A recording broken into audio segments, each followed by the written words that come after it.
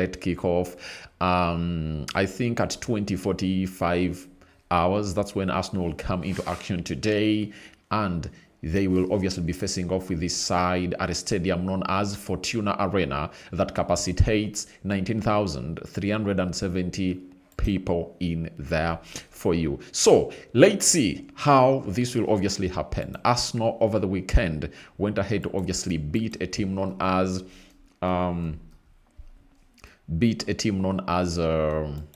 what's that name? They beat a team known as Burnley by 2-0, you know. And for Slavia Praha, they went ahead to obviously play over the weekend, and they went ahead to really win by 2-0. That is Slavia Praha for you. And obviously, Arsenal is really going to be taking in action. And let's wait and see how things will pan out in there for you. So, as it stands, you know, Arsenal are really having 7 players out of this fixture. Now, there are 8. 7 are injured. And who are injured? 1, Gyökeres is injured. Odegaard is injured. Then a player known as Noni Madueke is injured. Kai Havertz is injured. Gabriel Jesus is injured. Kai Havertz is injured, you know. And who else? Because Arsenal really has 7 injuries. Kepa Arrizabalaga is another one who is also injured. So we've counted. I had even forgotten Martinelli. So it's Gyökeres, Martinelli, Martin Odegaard, Noni Madueke, Kai Havertz, Gabriel Jesus, and Kepa Arrizabalaga. 7 players are injured, and we don't expect them to participate into this particular encounter of Arsenal as they take on a team known as Slavia Praha in there for you. That is Arsenal for you. So from there, we obviously head to the side of Slavia Praha in there. Oh, one is telling me that you said 8. Yeah, there are 8. And Martin Zubimendi makes the 8th player because he accumulated very many yellow cards and he cannot obviously feature into this particular game of football in there. Now, for Slavia Praha, they are having Ivan Skranec is having a muscle injury. Philip Hoss is having an ACL injury. Peter Stevic is having an ACL injury. Dominic Javorek is having an injury. Thomas Hall is having an injury. Igor Ogubo is having a hamstring injury. And their captain, Jan Broyle, is having an unspecified injury. And he's out of this contention in there for you. Now, remember, the sporting director for this club is Rosicky, and Rosicky is the former player for the club of Arsenal. And Mikel Arteta, in his pre-match press conference, he came up and obviously said he's looking forward to meeting out on this guy because he believes that he was one of his best players when he was playing at the club of Arsenal. That is Mikel Arteta for you. So those are the injuries and suspensions, and now you know who is obviously going to be available for which club into this coming game. Now, head-to-head, when you look at the table of the Champions League, because they're having 36 teams, Arsenal is 4th and it's having 9 points, you know. Slavia Praha is 28th and they're really having 2 points, meaning that they've only accumulated 2 draws. They've only managed to get to draws and 1 loss in there for you. So when you look at goals scored, Arsenal has scored 8 goals. Slavia Praha has gone ahead to score 2 goals. So that's all about a team known as Arsenal and Slavia Praha. Over the weekend, Arsenal beat Burnley, I told you, and Slavia Praha beat Burnley Ostrava in there. And we go to the previous meetings. They've met 4 times. Slavia Praha has gone ahead to win 0 times. Arsenal has won twice and they've drawn twice. So that means Arsenal really has an upper hand as they get into this encounter in there. And their last 3 meetings, on 15th of April 2021, Arsenal beat Slavia Praha by 4-0, and Arsenal paid a visit to them. You know, the last time Arsenal paid a visit to Slavia Praha, Arsenal beat them by 4-0. In 2021, 8th April at the Emirates, it ended 1-1. And in the Champions League, 7th November 2007, Arsenal drew with Slavia Praha the last time, when they went ahead and obviously paid them a visit in the Champions League. So that is Slavia Praha for you and the club known as Arsenal into the mix. So let's get into what we call the match facts. And I think you people are really going to be enjoying these ones because they are really huge and they've gone ahead to break down lots of things. So smash like button, comment and share. And I know you're really enjoying this because I see you in huge amounts watching in. Now, Slavia Praha are winless in their 4 meetings with Arsenal, 2 draws and 2 losses, only facing unlike 5 times, 1 times in European competition without managing a victory. I've hinted on that. Slavia Praha have only won 1 of their 8 home games against English teams in European competitions, 2 draws, 5 losses, going winless in 7 since beating Leeds United in March 2000 in the UEFA Cup 2-1. After scoring twice in that game versus Leeds, they only netted 1 goal across the following 7. Thirdly, Arsenal are unbeaten in their 10 matches against sides from Czech Republic, with 8 of those endings in draws.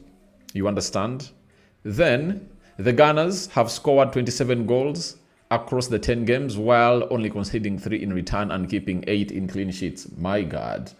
Arsenal are really the top favorites, obviously coming through and really gate this win over and over the line in there for you.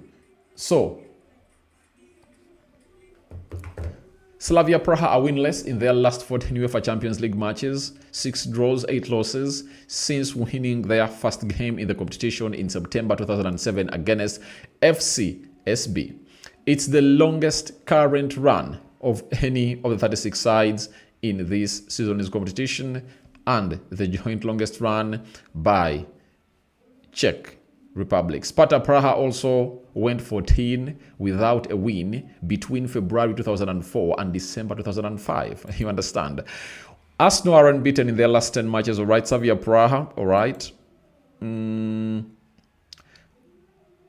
Arsenal won their first 3 UEFA Champions League matches this season without conceding a goal. One of 2 sides to do this alongside with Inter Milan. The Gunners are looking to win their only 4 matches of the season for the first time since 2005-2006 season, while the only English team in European club history to win their first 4 matches of a season without conceding were Leeds United in 1967-1970. So, Arsenal have won their first 3 games. That is Atletico Bilbao, Atletico Madrid, and Olympiacos. Slavia Praha are one of 4 sides who didn't score on match day 2 and match day 3 of this season's UEFA Champions League, with the side accumulating the lowest XG of any side, 0.84, while their shots had the lowest, per shot value, 0.04. So they are not really good when it comes, obviously, putting the balls on target, and they're not really scoring goals. Only Bayern Munich, 1.37, have faced a lower XG in UEFA Champions League games this season than Arsenal, 1.5, while the Gunners have faced the joint fewest shots on target, 6, level with Man City. Arsenal is really defending very well in this league, and whoever doesn't give them their flowers then looks like football is not meant for you. 2017 of the minutes Slavia Praha have awarded to players in the UEFA Champions League this season have been for Czech players, the third most a team has given to players of their own affiliation, behind Athletic Club, 2,717 to Spanish players, and Bodo, 2,403 to Norwegian players. So it shows you how good they've gone ahead, obviously, do and put in a very huge shift. Gabriel Martinelli has scored in all 3 of Arsenal's UEFA Champions League matches in 2025-2026, the only Ghana player to score in their first 4 matches in a major European campaign was Ian Wright in 1994 to 1994 Winners' Cup, scored in first 8. Now, Gabriel Martinelli is out, meaning that he might not find himself in a position of really breaking this record or really equaling it and really breaking it. Arteta has won 63% of his UEFA Champions League matches as Arsenal manager, won 17 out of 27 games. That's the 8th best win ratio for a manager to take charge of 20 plus games at a club, and the best at an English side. So it shows you that he's the best English manager to ever manage a side with 63% winning position. It comes to wins and not trophies, because one will say he hasn't obviously gone ahead to obviously get in what we call the trophies. But I want to let you know that the guy is really doing the needful, and all the stats are indicating that he's not far off from really winning a trophy. Now let's get to what we call the probable starting 11 in there. 4-3-3 is the system, and we obviously know to it that David Raya is going to be starting the stages for the club of Arsenal. That is it, no doubt. Right back, it's going to be Julian Timber, no doubt about that. Left back, it's going to be Ricardo Carafiori in there. Central defense, left-sided centre-back, Gabriel Magalhaes, who will come in through to represent to the fullest. Then right-sided centre-back, we're going to be having William Saliba in there for you. Remember, he returned over the weekend, however much he had missed out onto the other midweek game of Crystal Palace. And the manager told us that he's really injured. And even in what we call the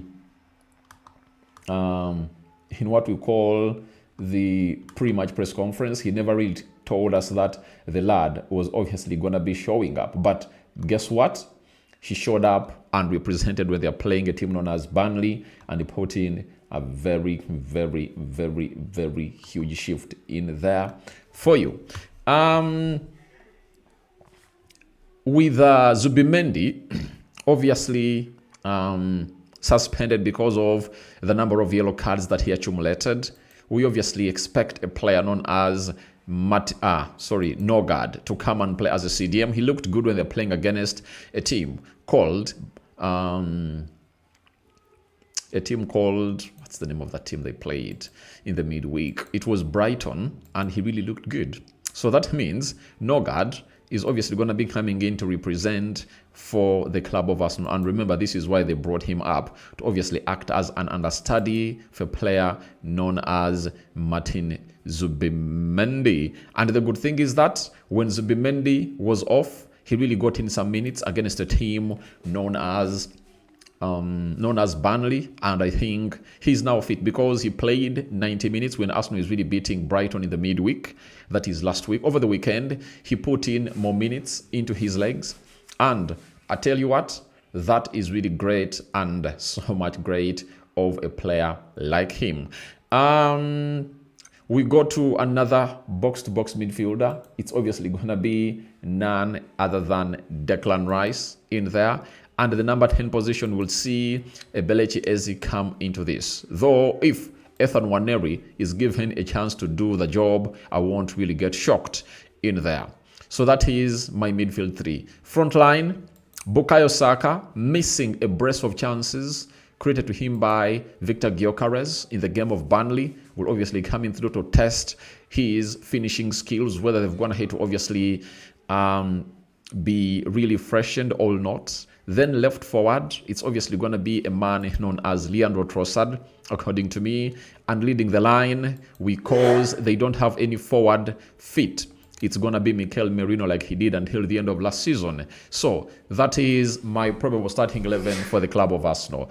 Now, you might see Eze on the left and Ethan Nwaneri in the midfield, because having gone ahead to see Leandro Trossard putting in a very huge performance here when Arsenal was beating a team called Burnley, I tell you, the manager might obviously want to rest him a little bit because he knows to it that this game can be killed off in any time or any moment, and he's looking at the game of Sunderland because that game means a lot to the manager of Arsenal, as he wants to go into the international break when he has gone ahead to really win all his 4 games and stretch his lead, because he knows to it that Man City and Liverpool are really facing off one another. And when they are facing off one another, that is the best chance to obviously stretch your lead further and further and further. I know for any Arsenal fan, the prayer will be a draw between Liverpool and Arsenal. Sorry, between Liverpool and Man City, such that if they beat Sunderland, they'll go 9 points ahead of Liverpool, and again they'll go 6-7 points ahead of Man City in there for you. So that is it for the side of Arsenal, and that's how we expect them to really look into their 4-3-3 system. Now, when you look at Slavia Praha, it's a side that plays a system. Slavia Praha is a side that really plays a system of Slavia Praha plays a system of 4-3-3, 4-2-3-1 sometimes, and they might look as follows: Markovic in goal, Zima, Klopek, Vlek and Moses, that is the back four, Oscar, Zaferis and Mbodiji, midfield three, and Provad, Croyley and Cheetil will lead the line, and they will be the front three for the side of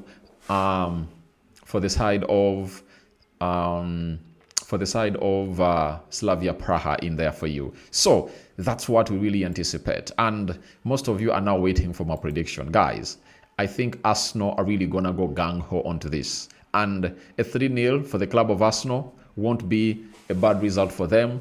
And I tell you what, it's one of those that I think will come in through and obviously put in a very huge shift in there for the club of Arsenal. So that is my prediction, 3-0 for the club of Arsenal. And that is it. Mubaraka says, Mr. Aradi, big ups how well fans want to know whether Gyökeres will be available. Arsenal clash versus Sunderland. I think that's so early for us, but all I know is that time will tell. Time will tell, and we'll be getting in news from the flies we have on the wall. Remember, we do have our flies on the wall that will obviously come up and really tell us exactly whether the lad will be available or not. So those flies are really there, and anytime from now, they really let us know of the current situation in which Gyökeres is in. The moment there is a hint that Victor Gyökeres will obviously make it here, obviously, I'll be the first person to come in here and really let you know that the lad will obviously do the needful. So Arsenal is playing in the UEFA Champions League today, and I tell you what, there are very many other teams that are obviously going to be playing today, and you have a variety of games to watch if you're really a football fan. Now, Napoli, will be hosting Eintracht Frankfurt. Arsenal, Slavia Praha, that is going to be played. Those two games are going to be played at 20 hours 45. You understand? Then at 23 hours, Atletico Madrid will host Union Saint Golici. Liverpool will host Real Madrid, big one. You understand? Tottenham will be hosting Copenhagen. Olympiacos will be hosting PSV. Juventus will be hosting Sporting Lisbon.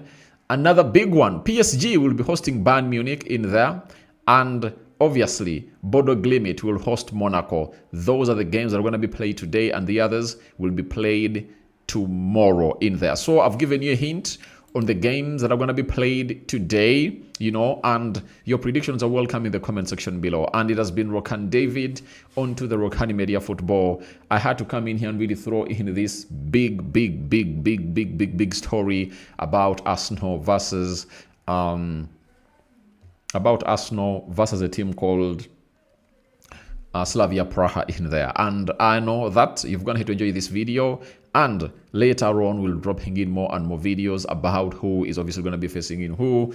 But that game of Liverpool and Real Madrid is a one to watch, and PSG Bayern Munich is another big game that we have to look at as we, the people who really love the game of football. Continue to subscribe because we want to hit 28,000 subscribers, and in the new course we'll hit 30,000, and before you hit 30 you have to first hit 28, 29, and then 30. And let's see how things will obviously move on. How do you subscribe? Lower right bottom corner is a place to be. Smash the black button that has the word subscribe. After smashing it, hit the notification bell. That will enable you to get notified every time I upload a video onto this channel in there for you. And bye bye for now.